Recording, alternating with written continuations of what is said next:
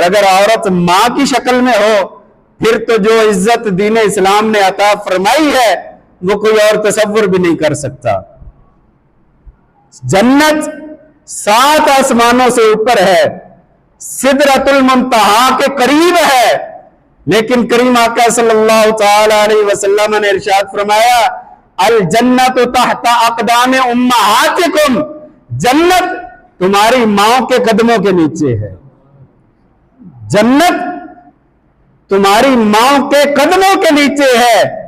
कोई कितना बड़ा वली क्यों ना हो, कोई गौस ही क्यों ना हो, कोई कुतुब हो, किसी भी दर्जे से ताल्लुक रखने वाला हो, हत्ता के कोई ताबी हो, सहाबी हो, हर एक के लिए उसकी जन्नत उसके मां के कदमों के नीचे है।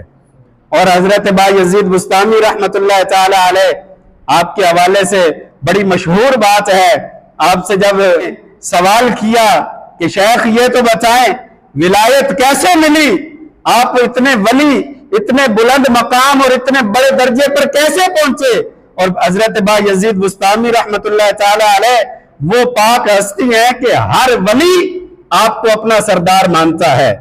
ऐसी बरगुजीदा हस्ती, आप फरमाते हैं मुझे ये मकाम और ये मर्तबा जो मिला है सिर्फ और सिर्फ मां के कदमों की वजह से मिला है।